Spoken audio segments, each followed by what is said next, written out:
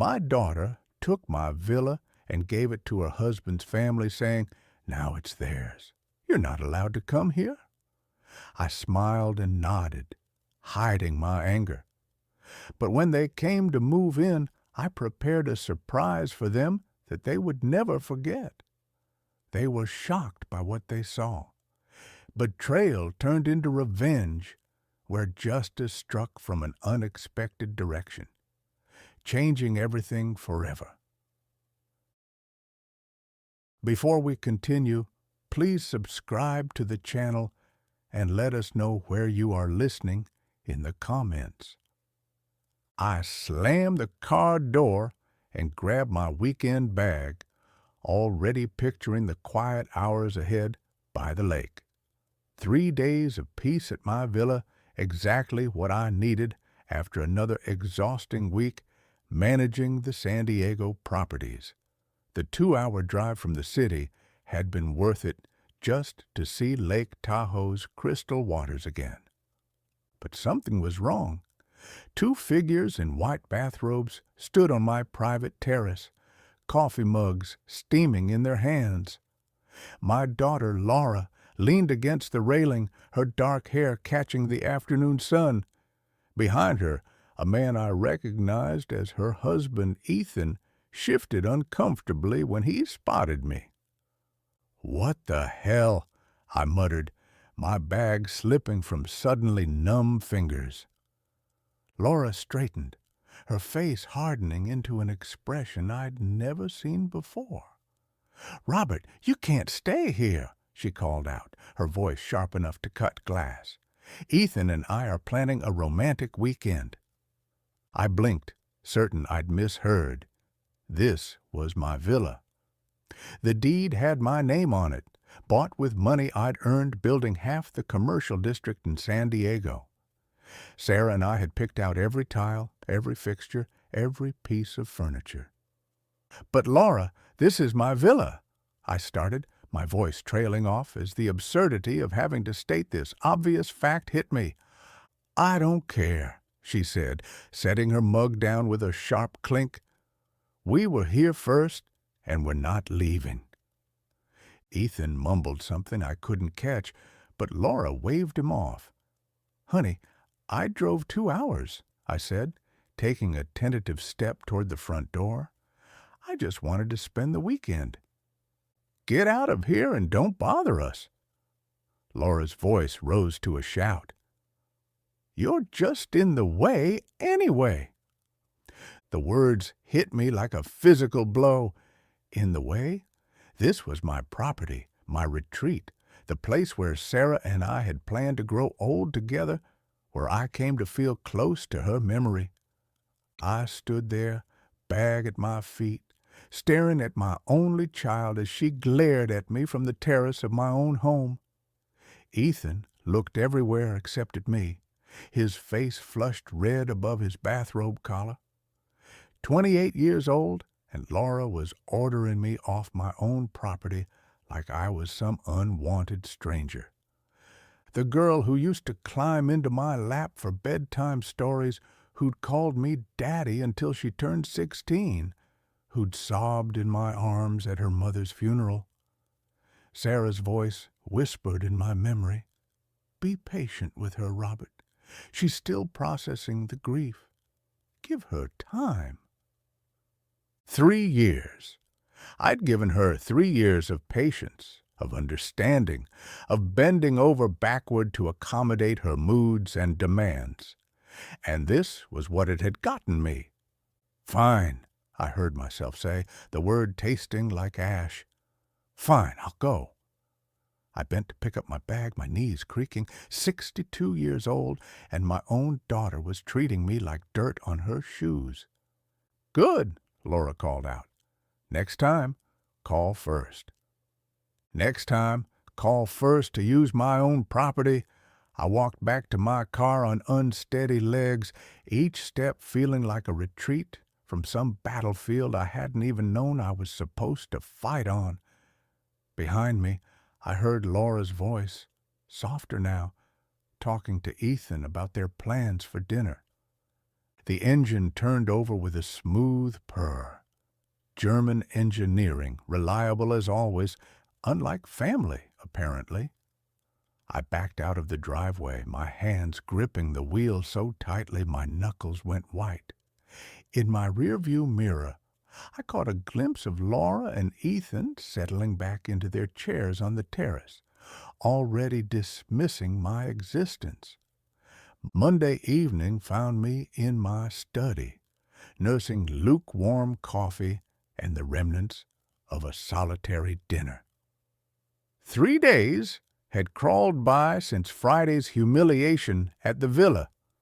The phone's shrill ring cut through my thoughts. Robert. Laura's voice carried none of the warmth I'd desperately hoped for. Cold, businesslike. Listen carefully. Ethan and I have decided the villa now belongs to his parents. My coffee mug froze halfway to my lips. What? Laura, what are you talking about? Mark and Diane Brooks. It's their home now. Her words dropped like stones into still water. You're forbidden from going there any more. The leather chair creaked as I sat forward. Laura, have you lost your mind? You can't just take my property. Actually, I can, and I am. Her voice sharpened to a blade's edge. You hardly use it anyway, and they desperately need proper housing. 30 years of 12-hour days building my construction business flashed through my mind. Every permit fight, every difficult client, every sacrifice Sarah and I had made to afford that dream home by the lake. It's my villa. The words exploded out of me with surprising force. I worked 3 decades to buy that place. Laura's laugh held no humor. You're being ridiculously selfish after everything we've done for you since Mom died. Something snapped. Everything you've done for me? My voice rose to match hers. I paid for your wedding, your car, your college loans, that fancy apartment deposit. That's what fathers do, she cut me off. Besides, you're old and alone now. What do you possibly need with such a big villa? Old and alone. The phrase hit like a physical blow, but instead of crumpling, I felt something harden inside my chest. Sarah's gentle voice whispered from memory about patience, but Sarah had never heard her daughter speak with such calculated cruelty. Those are Ethan's parents, Laura, complete strangers to me. They're family now, and unlike you, they'll actually appreciate what they're getting. My grip tightened on the phone until my knuckles went white. No. Silence stretched between us. I could practically hear her surprise crackling through the connection. What did you just say? I said no, Laura. The answer is no. You can't say no to me. That villa is wasted on you anyway. Her composure finally cracked, revealing something ugly underneath. Mark and Diane have been struggling financially, and you're just hoarding property you barely visit. The irony burned. I'd been visiting more frequently since Sarah's death, seeking comfort in the place where we'd been happiest. Laura knew this perfectly well. They can find their own housing solutions, I said, surprised by the steadiness in my own voice. I can't believe how selfish you've become. Laura's voice climbed toward hysteria. Mom would be ashamed of you. That crossed every line. Sarah would never have supported this theft, this manipulation of a grieving husband's love for his only child. Your mother would be horrified by what you've become, I said quietly. Laura's intake of breath was audible. How dare you? I hung up. For the first time in 3 years, I had hung up on my daughter. The phone sat silent in my lap as my heart hammered against my ribs. Outside, San Diego's evening traffic hummed its familiar rhythm, but inside my study, everything had changed. The phone rang again immediately. Laura's name flashed on the display. I turned it off. Sleep remained elusive that night. By morning, something fundamental had shifted inside me. Tuesday brought clarity with the sunrise. I made coffee, retrieved my laptop, and began researching property law with the methodical precision that had built my construction empire. California statutes, transfer requirements, documentation needs, information I'd learned decades ago, but never imagined needing against my own daughter. The phone buzzed with text messages throughout the day. Laura, of course. Robert, we need to talk about yesterday. Then, don't be stubborn about this. Finally, Mark and Diane are coming to see the villa this weekend. I deleted each message without responding. Wednesday morning, I drove to my attorney's office downtown. James Park had handled my business transactions for 15 years, a sharp mind wrapped in diplomatic courtesy. "Robert!" James rose from behind his mahogany desk, extending a firm handshake. "Good to see you. How can I help?" I settled into the familiar client chair. "I need to discuss property protection strategies." James raised an eyebrow but remained professionally neutral. "Commercial or residential?" "Residential.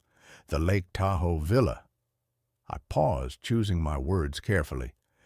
Someone is attempting to claim ownership rights they don't possess. Family member? The question hit like a diagnosis I wasn't ready to hear. "Yes." James nodded slowly, his expression growing more serious. "That complicates things.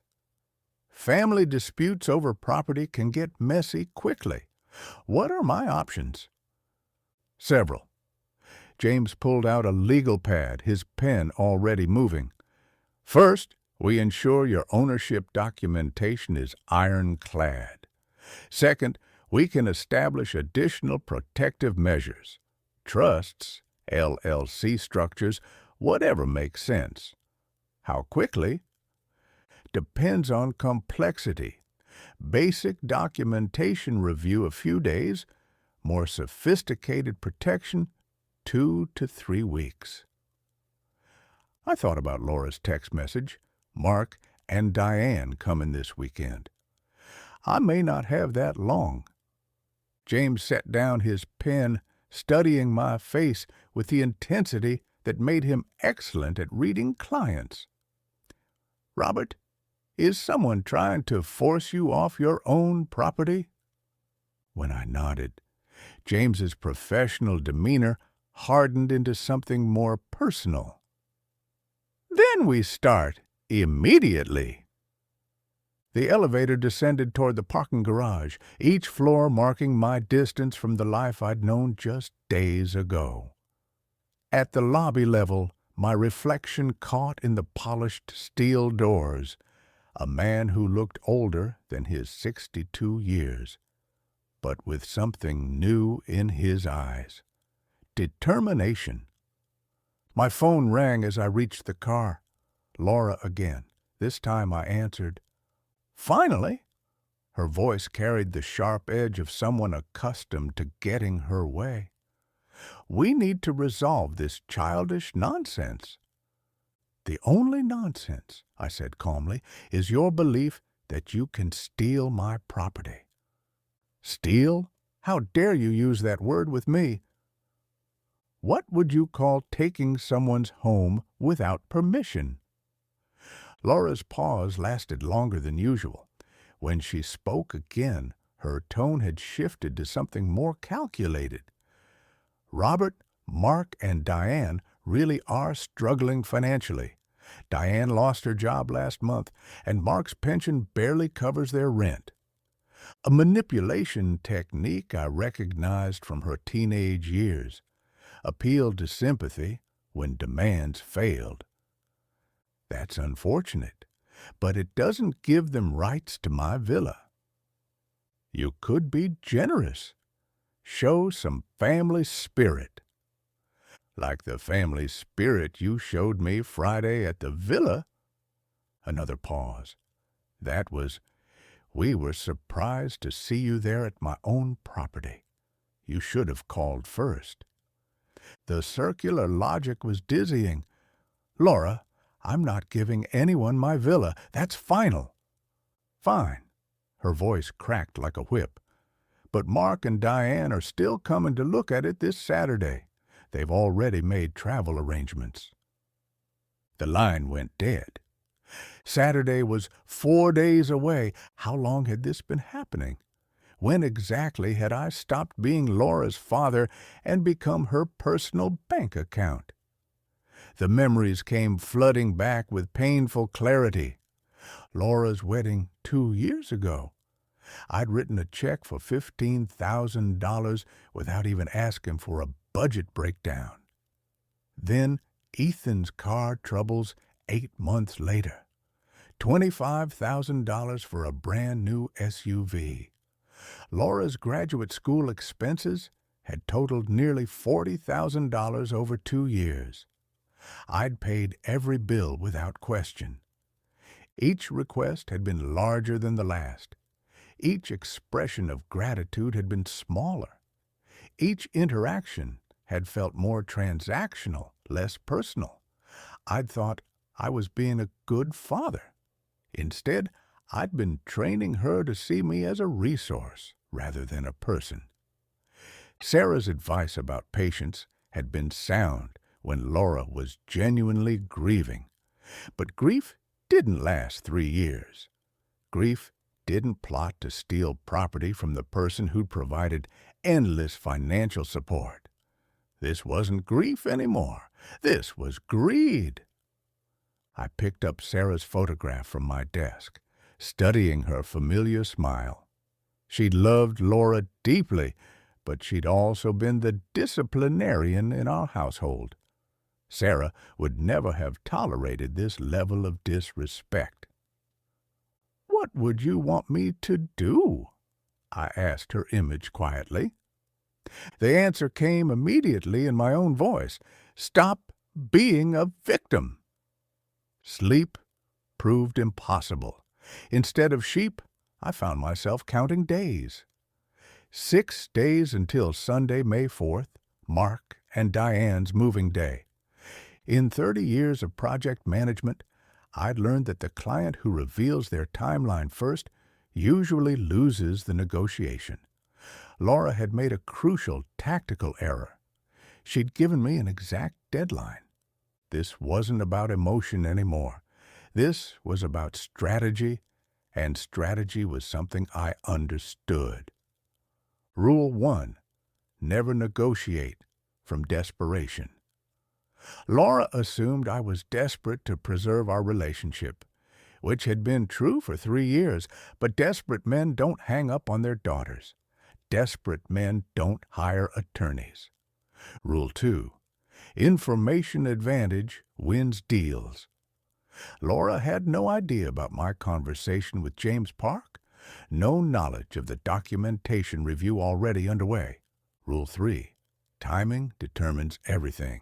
6 days was plenty of time to prepare something elegant. I thought about the developers and contractors who'd tried to muscle me out of projects over the decades. I'd let them think their strategies were working while quietly securing leverage. The parallel was almost perfect. Laura thought she was pressuring me into surrender. Instead, she was giving me time to build the perfect trap. My phone buzzed with a text message. Laura again.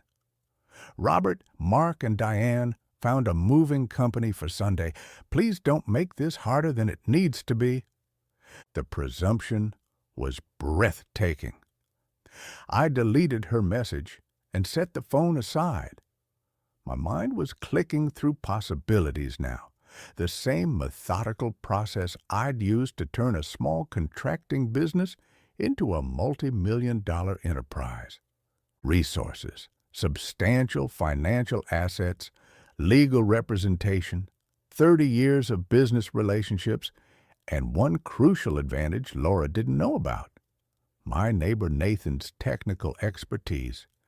Nathan owed me a favor from last winter when I'd helped him deal with a flooding issue in his basement. Timeline: 6 days to implement, Sunday execution. Desired outcome: complete reversal of Laura's power position. Not just stopping her theft, but ensuring she understood the consequences of treating me like a victim. By 2 a.m., the basic framework was solid. Tomorrow, I'd approached Nathan about the technical aspects. Wednesday, finalize details with James. Thursday and Friday for preparation. Saturday night, I'd drive up to Lake Tahoe one final time, as the accommodating father Laura expected me to be. Sunday morning would bring a very different Robert Hayes to the villa.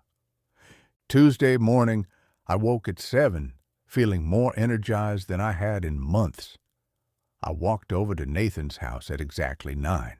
My neighbor answered the door in faded jeans and a Silicon Valley startup t-shirt. "Robert, everything okay?" "Actually, I need your help with a creative technical project." Nathan's eyebrows lifted with immediate interest. "What kind of project?" "Home automation, motion sensors, voice assistants, maybe some lighting effects. A surprise for some unexpected guests." Nathan's grin was infectious. "Robert, this sounds like something from a horror movie. When do we start?" 2 hours later, we were loading Nathan's SUV with enough technology to outfit a small research facility. Motion detectors, programmable LED light strips, wireless speakers, hidden cameras, water flow controllers, and a tablet loaded with home automation software. The drive to Lake Tahoe flew by as Nathan explained the possibilities. We can program cascading responses. Motion triggers lights, lights trigger voice responses. Voice responses trigger water systems. The whole house becomes an interactive experience. We reached the villa just after noon. Nathan whistled appreciatively as we pulled into the driveway. "Beautiful place, Robert. Your mysterious guests are going to get quite a welcome." Within minutes, Nathan had mapped out sensor placement throughout the villa. "Motion detector here in the entryway," he explained, mounting a device no larger than a smoke alarm. The moment someone walks in, it triggers the living room lights to start strobing, while the voice assistant announces, "You are not the owners of this house. Leave immediately." And if they don't leave? Phase 2. Every faucet and shower turns on full blast. Voice messages get more emphatic. We worked steadily through the afternoon. By 3 o'clock, every room contained at least 2 motion sensors connected to lighting effects that would strobe and flash in deeply unsettling patterns. The voice assistant had been programmed with increasingly aggressive messages. Water systems would activate randomly after the initial trigger. "Let's test it," Nathan suggested. I stepped through the entryway. Lights began flashing in a disorienting pattern while the voice assistant proclaimed, "This property belongs to Robert Hayes." "You are trespassing. Leave now." After 30 seconds of continued motion, every light in the house began strobing while the voice changed to, "Warning! Security system activated. Authorities have been notified. Vacate immediately." The sound of rushing water echoed from the kitchen and bathrooms. "Brilliant," I said, genuinely impressed. The system has battery backup, Nathan added, so they can't just flip the main breaker, and everything's controlled remotely through your phone. As we packed up, Nathan's curiosity finally got the better of him. So, when exactly are these mysterious guests arriving? Sunday morning, and they're really not expecting this. Nathan's laughter echoed across the empty villa. Well, they're definitely going to get a warm welcome.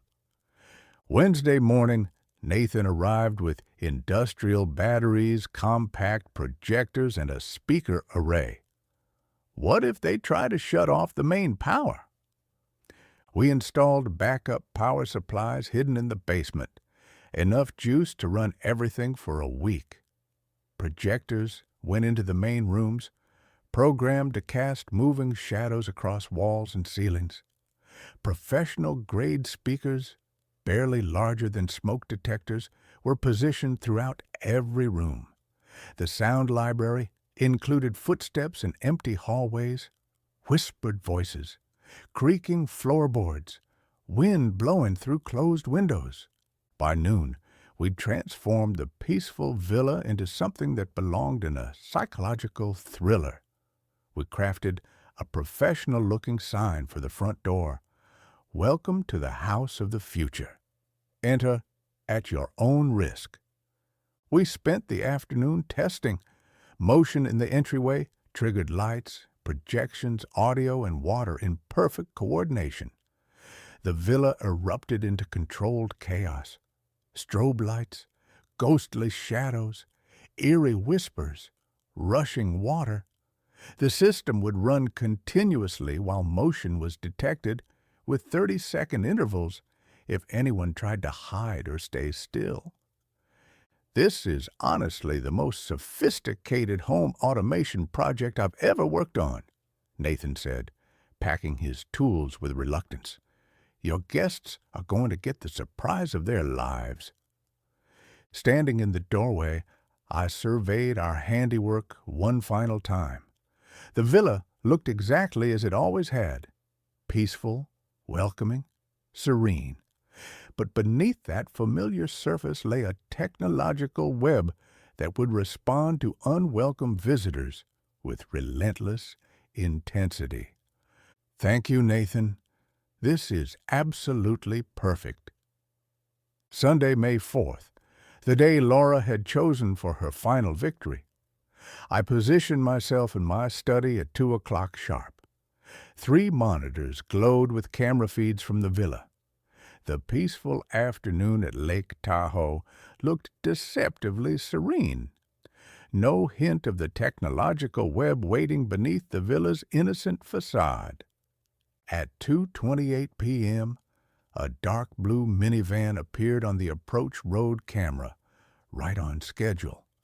Laura emerged from the passenger side first, stretching and surveying what she clearly believed was now her family's property.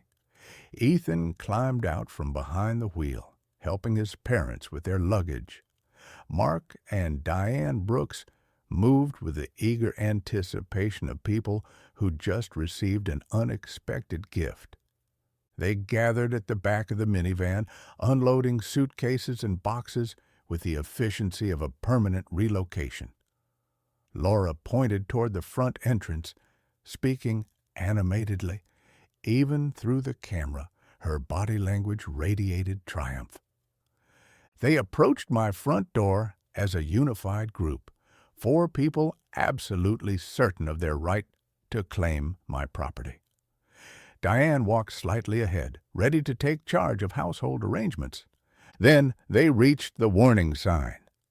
Diane stopped first, her face darkening as she read it. What is this nonsense? Who put this ridiculous thing up? Mark squinted at the sign with irritation. Probably some prankster kid. Just ignore it. Laura's laughter was sharp and dismissive. Oh, that's just Robert being weird. Don't worry about it at all. Ethan shrugged, reaching for the door handle. The old man's always been a little eccentric. Let's just get inside." But Diane wasn't finished. She grabbed the sign's mounting bracket and yanked it free, kicking the fallen placard aside. "There, I won't have some silly warning ruining our first day in our new home." Laura applauded. "Perfect. This is your house now." Through my monitors, I watched them step over the destroyed warning sign and approach my front door. 4 people who had just demonstrated complete disrespect for my property, my message, and my right to set boundaries. Fair warning given. Fair warning rejected with contempt. Ethan inserted the key Laura had obviously provided. The lock turned smoothly, the door swung open, and my daughter led Mark and Diane across the threshold like a conquering general. "Make yourselves completely at home," Laura announced. "This place is yours now." Diane's delighted gasp was audible. "Oh, it's even more beautiful inside, Laura. I can't believe how easy this was. Some people are just natural pushovers." The motion sensors registered their presence immediately. Red indicators lit up across my monitoring system. 4 targets inside the villa, systems armed and responsive. I let them get comfortable first. 10 o'clock arrived with the precision of a Swiss timepiece. Through the bedroom camera feeds, I watched Laura and Ethan settle into sleep in the master bedroom. The guest room monitor showed Mark and Diane already unconscious. Perfect timing. My finger hovered over the master activation control. One touch would unleash every system we'd integrated. I pressed execute. The transformation was instantaneous and magnificent. Every light in the villa began strobing in coordinated patterns, rapid flashes of red, blue, and white that turned peaceful bedrooms into disorienting chaos. Simultaneously, water erupted from every faucet and shower, creating a thunderous symphony of rushing liquid. Laura bolted upright in bed, her silhouette visible against the chaotic lighting. Ethan scrambled beside her, both shouting questions lost beneath the technological assault. Then the voice assistant joined the performance. "Attention! Unauthorized intrusion detected. You are not the owners of this house. Leave the premises immediately."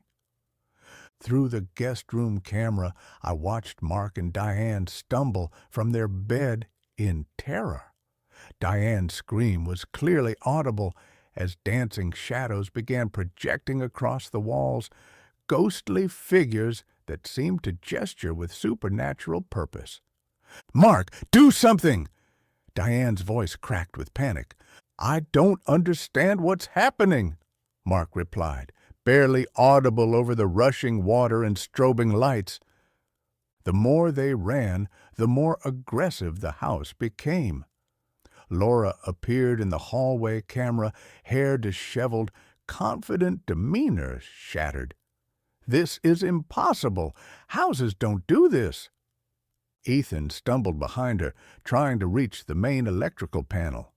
"Where's the breaker box? We need to shut this off." But Nathan's backup systems performed flawlessly. The villa had become technologically autonomous, responsive only to my remote commands. "Warning! Security protocols activated. Unauthorized occupants will be removed." Diane appeared in the living room camera, face twisted with terror as projector-generated shadows danced around her. "This place is haunted! We have to leave!" The door-locking sequence activated as Ethan reached the front entrance, a 30-second delay, enough to create claustrophobic panic. He yanked at the handle frantically. "The doors won't open!" Through my monitors, I watched 4 people who had confidently invaded my property, now reduced to terrified, confused victims of technology, they couldn't understand or control. Exactly 6 hours after activation began, the automated sequence reached its crescendo, every system operating simultaneously, creating sensory overload designed to overwhelm any rational thought. Dawn light began filtering through the windows as the door locks finally disengaged. Ethan yanked the entrance open, and all four stumbled toward the exit in complete psychological defeat. My phone began ringing as they reached their minivan. Laura's name appeared on the display. The phone rang at exactly 7:30 a.m. I allowed myself a small smile before answering with carefully measured concern. "Laura, good morning, sweetheart. How was your night at the villa?" Her response shattered the morning calm like breaking glass. "What did you do, you sick, twisted old man? Diane and Mark are traumatized. They're barely coherent." "Laura, what are you talking about? What happened up there?" "Don't you dare play innocent. The house went completely insane. Lights flashing everywhere, water pouring from every faucet, voices screaming at us to leave." "That sounds absolutely terrifying," I replied, allowing genuine concern to creep into my voice. "Did you call someone for help?" "We called the police. They came out at 6 this morning, searched everything, found nothing wrong. They said it was probably just some kind of technical malfunction." "Well, that's a relief," I said reasonably. "At least you know there wasn't any real danger." "Real danger?"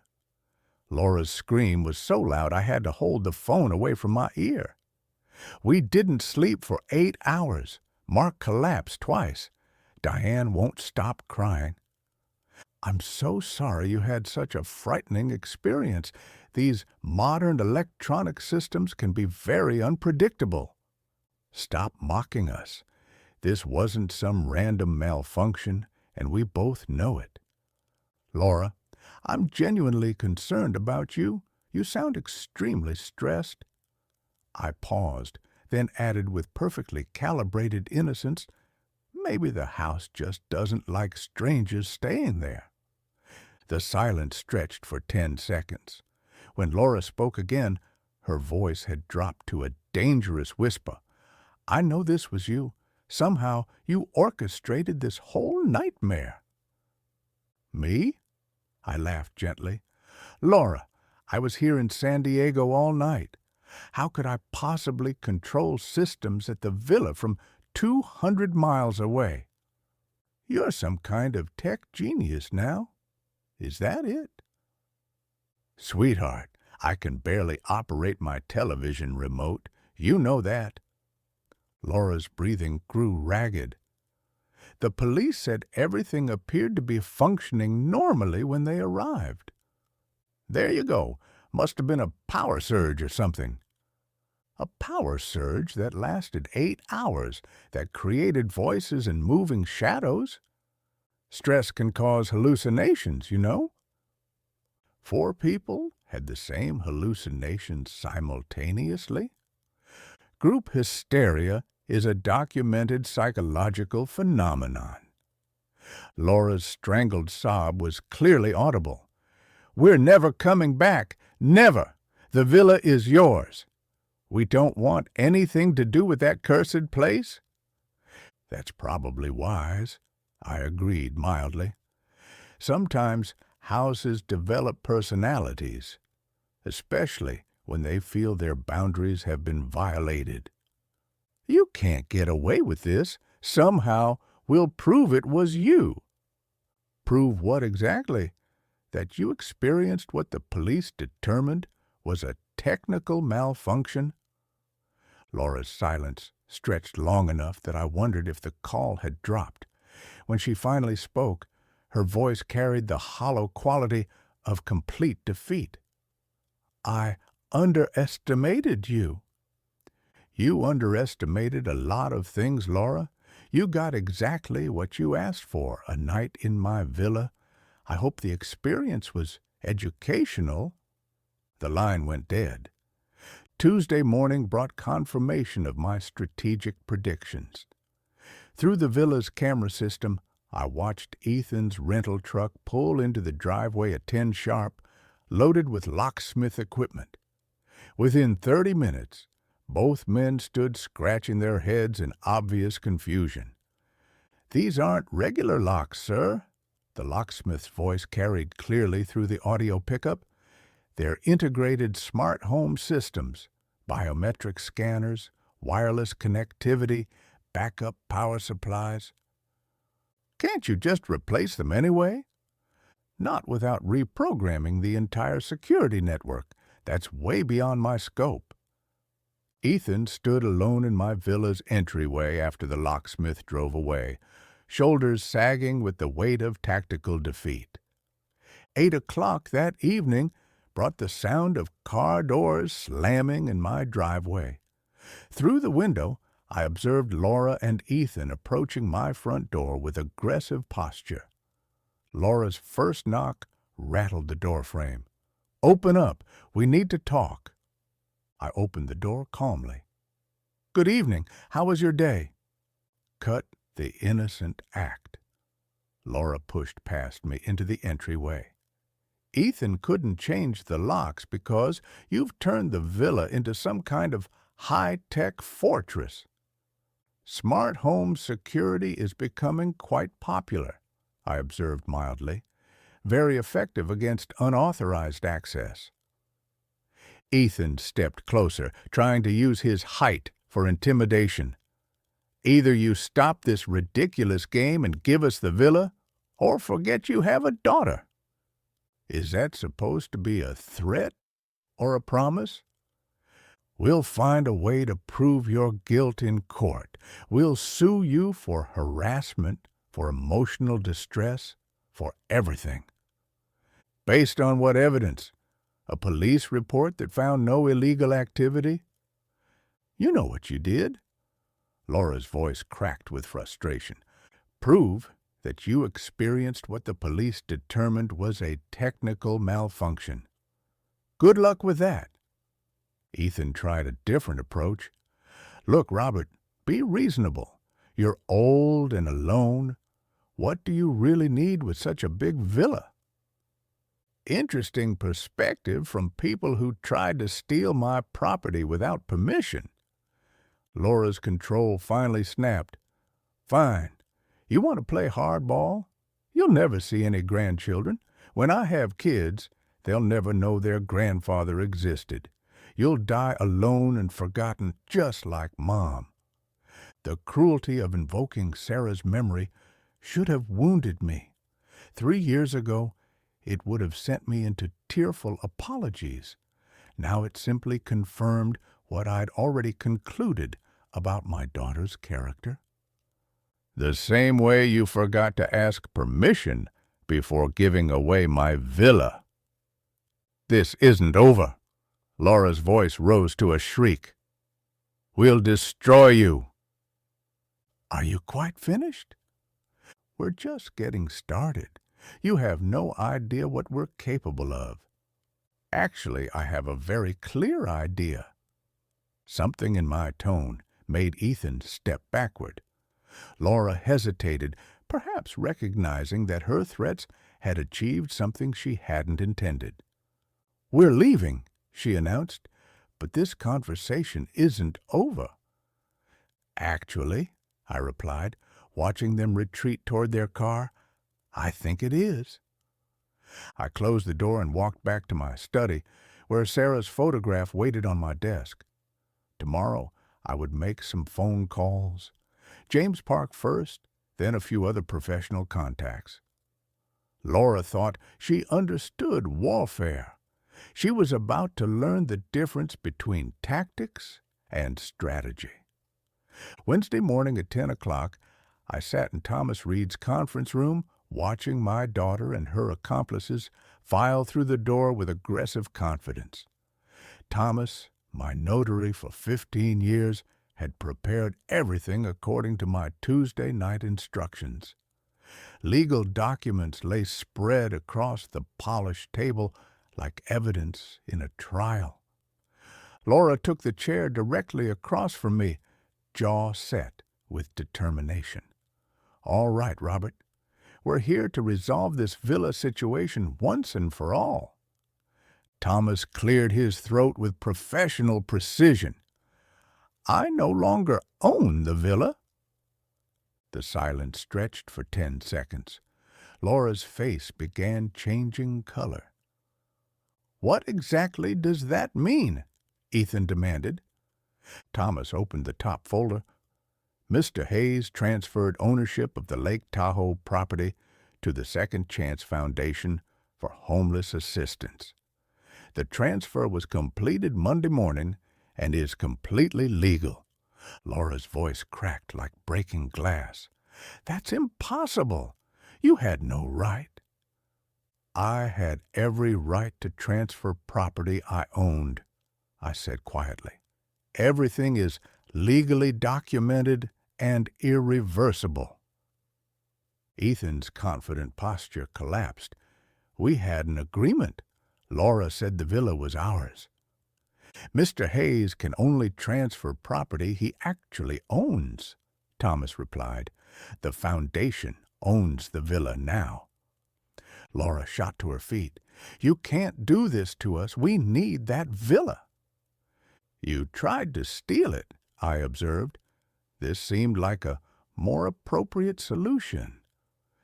Diane's voice wavered with confusion. "What does this mean for us? Where will we live?"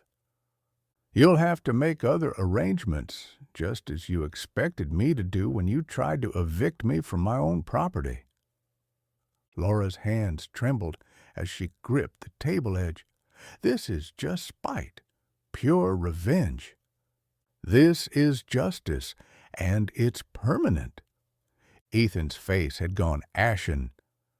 "Our plans, our future, we counted on that villa to solve our problems."